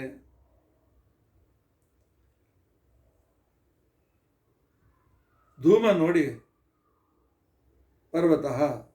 ಪರ್ವತದಲ್ಲಿ ಅಗ್ನಿ ಇದೆ, ಹೊಗೆ ಕಾಣಿಸ್ತಾ ಇದೆ ಅಂತ ತಿಳ್ಕೊಂಡಂತೇಳಿ ಹೊಗೆ ಮತ್ತು ಹೊಗೆ ಮತ್ತು ಅಗ್ನಿಗಳ ಸಂಬಂಧ ಅಂತನ್ನೋದು ಇದು ಯಾವಾಗ ಒಮ್ಮಾಗಿ ಇರ್ತಕ್ಕಂಥದ್ದಲ್ಲ, ಇದು ಯಾವಾಗಲೂ ಸಹಜವಾಗಿರ್ತಕ್ಕಂಥದ್ದು. ಇಲ್ಲ, ಇವು ಕೂಡ ಔಪಾಧಿಕ ಆಕಸ್ಮಿಕ ಅಂತಿಕೊಂಡಂತೆಲ್ಲ ಕಲ್ಪನೆಯನ್ನು ಮಾಡಿದರೆ ಯುಕ್ತಿ ಬಲದಿಂದ ಹೀಗೆ ಹೇಳ್ಬೋದು, ಒಂದು ವೇಳೆ ವನ್ಯು ಇಲ್ಲ ಅಂತಂದಾದಲ್ಲಿ ಧೂಮು ಇಲ್ಲದೆ ಹೋಗಬೇಕಾದಿತ್ತು. ಇದಕ್ಕೆ ಅನಿಷ್ಟಾಪಾದನ ಅಂತ ತಿಳ್ಕೊಂಡಂತೇಳಿ ತರ್ಕದಲ್ಲಿ ಕರೀತಾರೆ. ಇಂಥ ಅನಿಷ್ಟಾಪಾದನಾ ರೂಪವಾದಂಥ ತರ್ಕ ಮಾಡಲಿಕ್ಕೆ ಬರ್ತದೆ. ಧೂಮವು ಇಲ್ಲದೇ ಹೋಗಬೇಕಾದೀತು ಅಂತ ತಿಳ್ಕೊಂಡಂತ ಅನ್ನೋದನ್ನು ನೀವು ನಿಮ್ಮ ಬುದ್ಧಿವಂತಿಕೆಯಿಂದ ಈ ರೀತಿಯಾಗಿ ತರ್ಕಗಳನ್ನು ಮಾಡಿದರೆ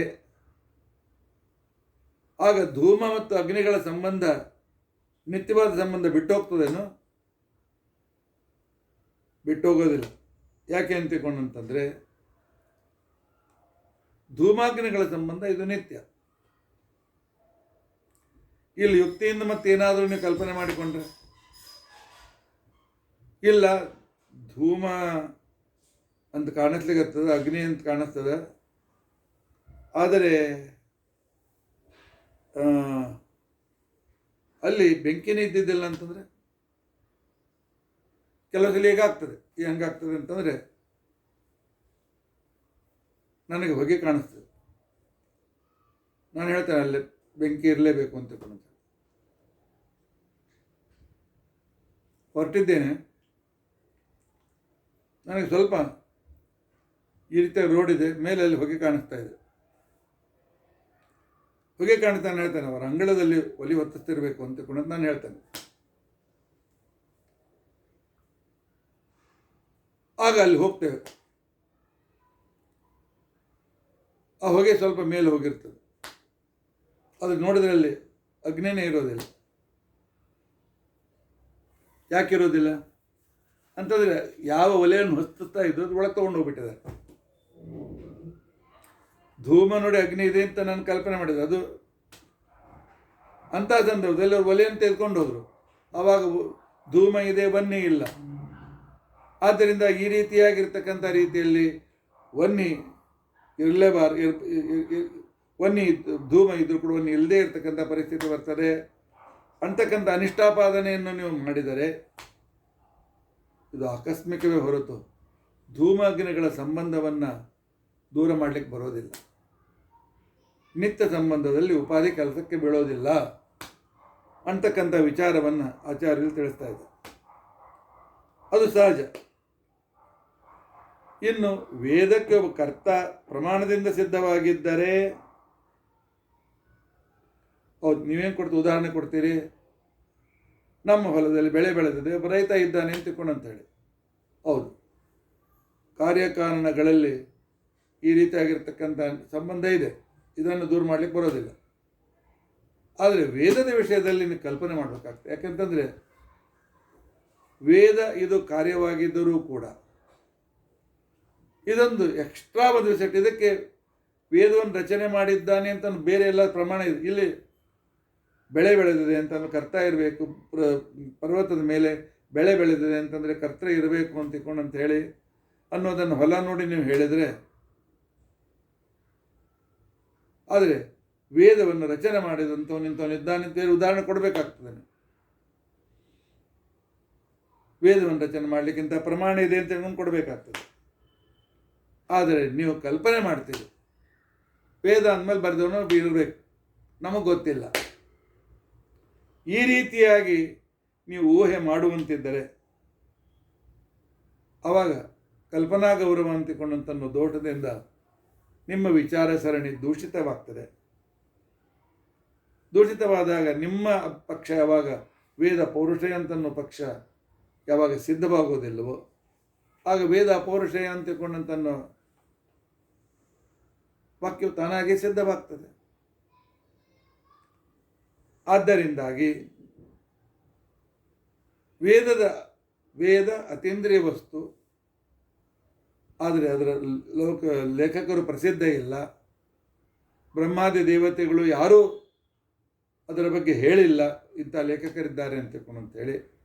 ಇಂಥ ಒಂದು ಸ್ಪಷ್ಟವಾಗಿರ್ತಕ್ಕಂಥ ಪರಂಪರೆ ಇದ್ದಾಗ ಇಂಥ ಸಂದರ್ಭದಲ್ಲಿ ವೇದ ಅಪೌರುಷಯ ಅಂತಿಕೊಂಡಂತನ್ನೋದು ತಾನಾಗಿ ಸಿದ್ಧವಾಗ್ತದೆ. ಅದಕ್ಕೋಸ್ಕರ ನಿಮ್ಮ ತರ್ಕಗಳು, ನಿಮ್ಮ ಅನುಮಾನಗಳು ಸರಿಯಲ್ಲ ಅಂತಿಕೊಂಡಂತೇಳಿ ಆಚಾರ್ಯರು ಅದನ್ನು ನಮಗೆ ತಿಳಿಸಿ ಹೇಳಿದ್ದಾರೆ. ವೇದದ ಅಕರ್ತೃಕತ್ವಕ್ಕೆ ಯುಕ್ತಿಯನ್ನು ಏನು ಹೇಳ್ತೀರಿ? ವೇದ ಕರ್ತೃಹೀನ ಅಥವಾ ಅಪೌರುಷಯ ಅಂತ ಅನ್ನೋದಕ್ಕೋಸ್ಕರ ನೀವು ಯಾವ ಯುಕ್ತಿಯನ್ನು ಹೇಳ್ತೀರಿ ಅಂತಿಕೊಂಡಂತಂದಾಗ ಅದಕ್ಕೆ ಆಚಾರ್ಯರ ಮಾತಿನ ಅಭಿಪ್ರಾಯ ಈ ರೀತಿಯಾಗಿದೆ. ವೇದ ಅಪೌರುಷೇಯ, ವೇದ ಇದು ಒಬ್ಬ ಪುರುಷನಿಂದ ನಿರ್ಮಿತವಾಗಿಲ್ಲ, ಒಬ್ಬ ಮನುಷ್ಯನಿಂದ ನಿರ್ಮಿತವಾಗಿಲ್ಲ. ಅಪ್ರಮಿತ ಕರ್ತೃತ್ವ, ಇವನ ಕರ್ತೃ ಇದ್ದಾನೆ ಅಂತೇಳಿ ಪ್ರಮಾಣದಿಂದ ಸಿದ್ಧವಾಗಿಲ್ಲ. ಗಗನವತ್, ಆಕಾಶದಂತೆ. ಆಕಾಶದ ಬಗ್ಗೆ ನಿಮ್ಮಲ್ಲಿ ಯಾರು ನಾವು ರಚನೆ ಮಾಡಿದ್ದೇವೆ ಅಂತ ಈ ರೀತಿಯಾಗಿ ನಾವು ಪ್ರಮಾಣವನ್ನು ಹೇಳಲಿಕ್ಕೆ ಬರ್ತದೆ. ನಿಮ್ಮ ಹಾಗೆ ನಿಶ್ಚಯವಾಗದ, ಪ್ರಮಾಣದಿಂದ ನಿರ್ಣೀತವಾಗದ ಒಬ್ಬ ಕರ್ತೃವನ್ನು ಕಲ್ಪನೆ ಮಾಡಿಕೊಂಡು ಧರ್ಮಾದಿಗಳನ್ನು ಸಿದ್ಧ ಮಾಡಲಿಕ್ಕೆ ಹೊರಟ್ರೆ ಅವ ಅನೇಕ ವಿಚಾರಗಳ ಭಿನ್ನತೆ ಬಂದು ಆಗ ವೇದದ ಪ್ರಾಮಾಣ್ಯತ್ವಕ್ಕೆ ಭಂಗ ಬರ್ತದೆ. ಆದ್ದರಿಂದ ಈ ರೀತಿಯಾಗಿ ನೀವು ಮಾಡುವುದು ಯೋಗ್ಯವಾಗಿರ್ತಕ್ಕಂಥದ್ದಲ್ಲ. ಆಗ ಪ್ರತಿವಾದಿ ಹೇಳ್ತಾನೆ, ಇಲ್ಲ, ನಾನು ಇನ್ನೊಂದು ಅನುಮಾನ ಮಾಡ್ತೇನೆ, ಇನ್ನೊಂದು ಯುಕ್ತಿಯನ್ನು ಹೇಳ್ತೇನೆ. ವೇದಗಳ ಇದು ವಾಕ್ಯಗಳ ಸಮೂಹ, ಹೌದಲ್ಲ? ವೇದಗಳು ವಾಕ್ಯದ ಸಮೂಹ. ಆದ್ದರಿಂದಾಗಿ ವೇದಕ್ಕೆ ಒಬ್ಬ ಕರ್ತ ಇರಲೇಬೇಕು. ವೇದ ಸಕರ್ತೃಕ ವಾಕ್ಯತ್ವಾತ್ ಕಾಳಿದಾಸಾದಿ ಲೌಕಿಕ ವಾಕ್ಯವತ ಅಂತ ನಾನು ಯುಕ್ತಿ ಮಾಡ್ತೇನೆ ಅಂತ ತಿಳ್ಕೊಂಡಂತೇಳಿ ಪ್ರತಿಪಕ್ಷ ತನ್ನ ಯುಕ್ತಿಯನ್ನು ನಮ್ಮ ಎದುರಿಗೆ ಇಡ್ತಾನೆ. ಹೇಗೆ ಮೇಘದೂತ, ರಘುವಂಶ ಇತ್ಯಾದಿಗಳು ರಚಿತವಾಗಿರ್ತಕ್ಕಂಥ ಗ್ರಂಥಗಳು ವಾಕ್ಯಗಳಾದ್ದರಿಂದ ಈ ವಾಕ್ಯವನ್ನು ರಚನೆ ಮಾಡಿರ್ತಕ್ಕಂಥ ಒಬ್ಬ ವ್ಯಕ್ತಿ ಇರಲೇಬೇಕು. ಕಾಳಿದಾಸಾದಿಗಳು ಬರೆದ ಗ್ರಂಥಗಳಂತೆ ವೇದಗಳು ಕೂಡ ವಾಕ್ಯಗಳು. ಅಗ್ನಿವೀಳೆ ಪುರೋಹಿತಂ ಯಜ್ಞಸ್ಯ ದೇವ ಮೃತ್ಯುಜಂ ಸಹಸ್ರಾಶೀರ್ಷ ಪುರುಢ ಸಹಸ್ರಾಕ್ಷ ಸಹಸ್ರಾಪಾತ್ ಇತ್ಯಾದಿ ವಾಕ್ಯ ಸಮೂಹವಾದ್ದರಿಂದಾಗಿ ರಘುವಂಶಾದಿ ಕಾವ್ಯಗಳಂತೆ ಇದು ಕೂಡ ಲೌಕಿಕ ವಾಕ್ಯದಂತೆ ಈ ವೇದಗಳನ್ನು ಕರ್ತೃ ಇದೆ ಅಂತಕೊಂಡು ಯಾಕೆ ನಿರ್ಣಯ ಮಾಡಬಾರ್ದು? ಆಚಾರ್ಯರು ಹೇಳುವಾಗ ಲೌಕಿಕ ವಾಕ್ಯವತ್ ಸಕರ್ತೃಕತ್ವಂ ನ ಅಂತಕೊಂಡಂತ ಹೇಳುವಾಗ ಅಷ್ಟೇ ವಾಕ್ಯವನ್ನು ಹೇಳಿದ್ದಾರೆ. ಆದರೆ ಆಚಾರ್ಯರು ದೃಷ್ಟಾಂತ ಮತ್ತು ಸಾಧ್ಯಗಳನ್ನು ನಿರ್ದೇಶನ ಮಾಡಲಿಲ್ಲ, ಸಾಧ್ಯಗಳನ್ನು ಮಾತ್ರ ಮಾಡಿದ್ದಾರೆ. ದೃಷ್ಟಾಂತ ಮತ್ತು ಸಾಧ್ಯವನ್ನು ಅಷ್ಟೇ ಮಾಡಿದ್ದಾರೆ, ಆದರೆ ಪಕ್ಷ ಹೇತುಗಳನ್ನು ಹೇಳಲಿಲ್ಲ. ಅದನ್ನು ನಾವು ಊಹೆ ಮಾಡಿಕೊಂಡು ವೇದ ಸಕರ್ತತಃ ವಾಕ್ಯತ್ವಾತ್ ಲೌಕಿಕ ವಾಕ್ಯತ್ವ ಅಂತೇಳಿ ಅನುಮಾನವನ್ನು ಪೂರ್ಣ ಮಾಡಬೇಕು. ಈ ರೀತಿಯಾಗಿ ಅನುಮಾನ ಪೂರ್ಣ ಮಾಡಿದಾಗ ಈ ಅನುಮಾನದ ಪ್ರಕಾರ ವೇದ ವಾಕ್ಯವಾದದನ್ನು ಸಕರ್ತವಾಗಲೇಬೇಕಲ್ಲ ಅಂತಂದಾಗ ಟೀಕಾಕೃತ್ಪಾದರು ಉತ್ತರ ಕೊಡ್ತಾರೆ.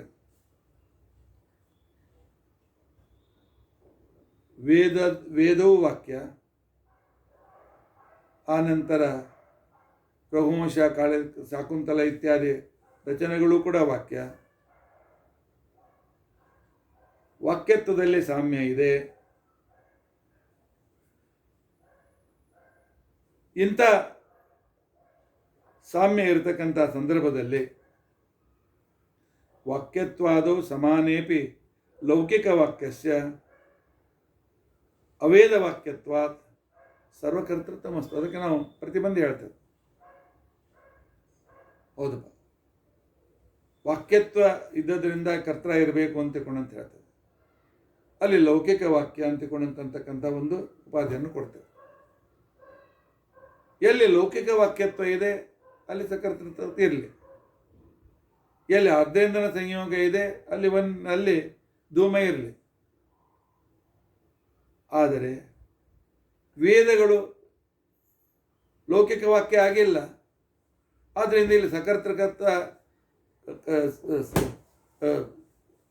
ವಾಕ್ಯತ್ವಾತ್ ಅಂತಿಕೊಂಡಂತಕ್ಕಂತಹ ಹೇತುವನ್ನು ಕೊಟ್ಟು ಕಾಳಿದಾಸಾದಿಗಳ ಉದಾಹರಣೆಯನ್ನು ಕೊಟ್ಟು ಇದಕ್ಕೊಬ್ಬ ಲೇಖಕ ಇರಬೇಕು ಅಂತಿಕೊಂಡಂತೆ ನೀವು ಹೇಳ್ತೀರಿ, ಇದು ಸರಿ ಬೀಳುವುದಿಲ್ಲ. ಇದು ವೇದ ವಾಕ್ಯ, ಅನಾದಿ ಕಾಲದಿಂದ ಬಂದಿರತಕ್ಕಂಥದ್ದು. ಕಾಳಿದಾಸಾದಿಗಳ ವಾಕ್ಯಗಳು ಆನಂತರ ಪ್ರಳಯ ಕಾಲದ ಜೊತೆ ಹೊರಟೋಗ್ಬಿಡ್ತವೆ. ಆನಂತರ ಮತ್ತೆ ಪುನಃ ಬರ್ತಾರೆ, ಅವನು ಮತ್ತೊಬ್ಬನ ಬೇರೆ ಬೇರಿತಾನೆ. ಇದೇ ರೀತಿಯಾಗಿ ಇದೇ ಕಾಳಿದಾಸನ ವಾಕ್ಯ ಇದೇ ಶಾಕುಂತಲೆ ಮುಂದೆಲ್ಲ ಅನಾದಿ ಕಾಲದಿಂದ ಇರ್ತದೇನೋ? ಇರೋದಿಲ್ಲ. ಆದ್ದರಿಂದಾಗಿ ಇಂಥ ಸಂದರ್ಭದಲ್ಲಿ ಬಾಧಕ ಬರುವುದರಿಂದಾಗಿ ಲೌಕಿಕ ವಾಕ್ಯವನ್ನು ಉದಾಹರಣವಾಗಿಟ್ಟುಕೊಂಡು ವೇದಕ್ಕೂ ಕೂಡ ಸಕರ್ತೃಕತ್ವವನ್ನು ಹೇಳ್ತೇನೆ ಅಂತ ತಿಳ್ಕೊಂಡಂತನ್ನುವುದು ಇದು ಅತ್ಯಂತ ಯೋಗ್ಯವಾಗಿಲ್ಲ. ಹಾಗಾದರೆ ಇದಕ್ಕೆ ಸಾಧಾರಣ ದೃಷ್ಟಾಂತಾದಿಗಳನ್ನು ಕೊಟ್ಟು ನಮಗೆ ವಿವರಿಸಿರಿ ಅಂತಕೊಂಡಂತೇಳಿ ಕೇಳಿದಾಗ ಈ ಅನುಮಾನ ಹೇಗೆ ತಪ್ಪು, ನಾವು ಮಾಡ್ತಕ್ಕಂಥ ಯುಕ್ತಿ ಹೇಗೆ ಸರಿ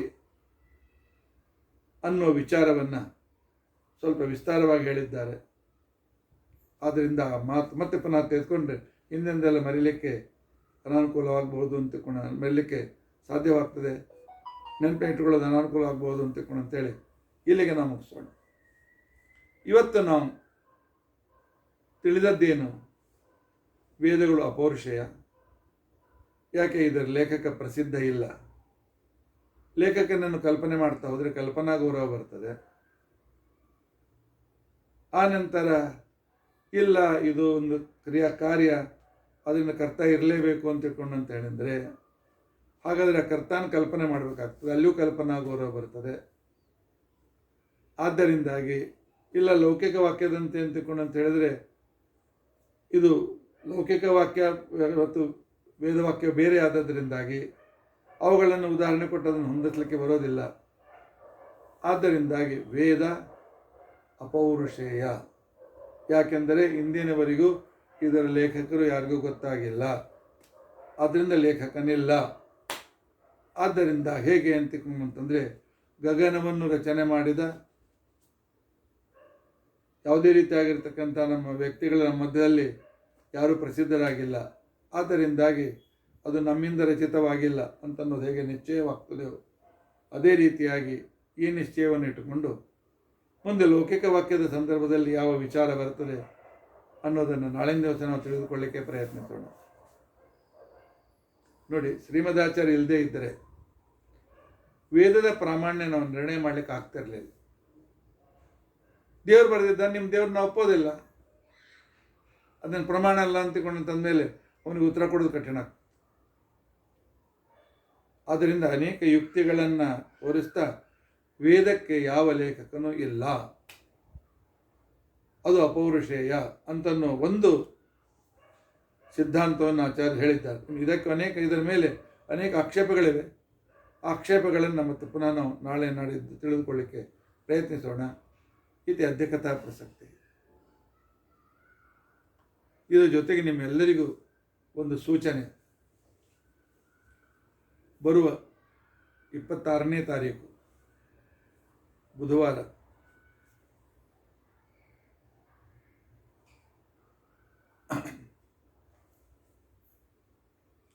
ಶಿವರಾತ್ರಿ ಹಾಗೂ ವಿಷ್ಣು ತೀರ್ಥರ ಆರಾಧನೆ ಇದೆ.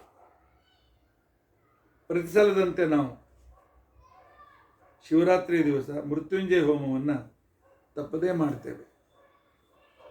ಯಾಕೆ? ಮನುಷ್ಯನ ಜೀವನದಲ್ಲಿ ಅನೇಕ ರೀತಿಯಾಗಿರ್ತಕ್ಕಂಥ ಅವಘಡಗಳು ಇರಲಿಕ್ಕೆ ಸಾಧ್ಯತೆ ಇದೆ. ಈಗಂತೂ ಆಕ್ಸಿಡೆಂಟ್ಗಳ ಸುಲಭವಾಗಿ ಆಗ್ತಾ ಇರ್ತವೆ. ನಮಗೆ ಅಪಮೃತ್ಯು ಬರಬಾರದು ಅಂತ ತಿಳ್ಕೊಂಡಂತ ಹೇಳಿ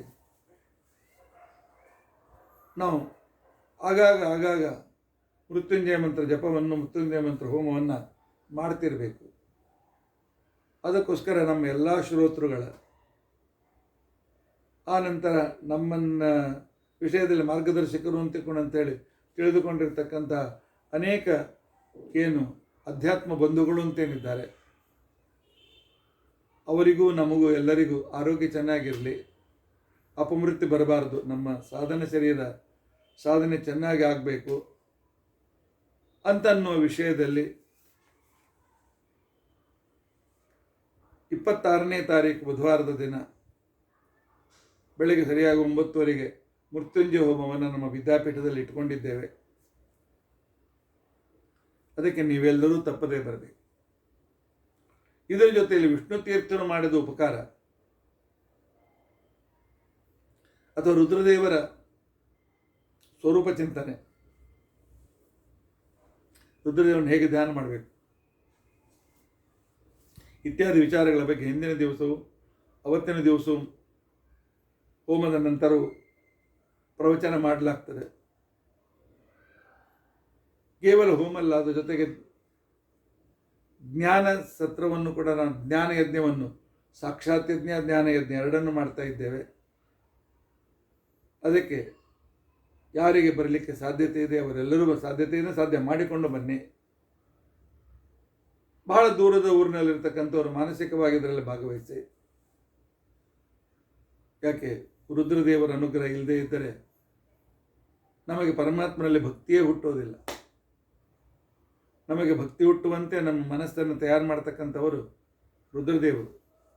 ತೈಲ ಧಾರೆಯಂತೆ ಮನಸ್ಸು ಕೊಡು ಹರಿಯಲ್ಲಿ ಕೈಲಾಸವಾಸ ಗೌರೀಶ ಈಶ. ಆದ್ದರಿಂದಾಗಿ ನಮ್ಮ ವಿದ್ಯಾಪೀಠದಲ್ಲಿ ಮಹಾಮೃತ್ಯುಂಜಯ ಹೋಮವನ್ನು ಇಟ್ಟುಕೊಂಡಿದ್ದೇವೆ. ತಪ್ಪದೇ ಭಾಗವಹಿಸಿ ಅದ್ರ ಜೊತೆಗೆ ವಿಷ್ಣು ತೀರ್ಥರ ಮತ್ತು ರುದ್ರದೇವರ ಮಹಿಮೆಯನ್ನು ಕೂಡ ನಾವು ಕೇಳೋದಕ್ಕೋಸ್ಕರ ಕೇಳಿ ತಿಳಿದುಕೊಳ್ಳೋದಕ್ಕೋಸ್ಕರ ಪ್ರಯತ್ನಿಸೋಣ. ಭಗವಂತ ನಮ್ಮೆಲ್ಲರಿಗೂ ಆರೋಗ್ಯದಾಯಕನಾಗಲಿ ಈ ಸೂಚನೆಯನ್ನು ಮಾಡ್ತಾ ಇವತ್ತಿನ ಪ್ರವಚನವನ್ನು ಪರಮಾತ್ಮನ ಪಾದಾರಂಧಗಳಿಗೆ ಸಮರ್ಪಣೆ ಮಾಡೋಣ. ಅಕ್ಷಯಂ ಕರ್ಮಯಸ್ಮಿನ್ ಪರೇ ಸ್ವರ್ಪಿತಂ ಪ್ರಕ್ಷಯಂ ಯಾಂತಿ ದುಃಖಾನಿ ಅನ್ನಾಮತ ಅಕ್ಷರೋ ಯೋಜರ ಸರ್ವದೇವಾಮೃತ ಕುಕ್ಷಿಗಮ್ಯಸ್ಯ ವಿಶ್ವಂ ಸದಾಜಾಧಿಕಂ ಪ್ರೀಣಯಾಮೋ ವಾಸುದೇವಂ ದೇವತಾಮಂಡಲಾಖಂಡಮಂಡಲಂ. ಶ್ರೀಕೃಷ್ಣಾರ್ಪಣಮಸ್ತು. ಶ್ರೀಕೃಷ್ಣಾರ್ಪಣಮಸ್ತು.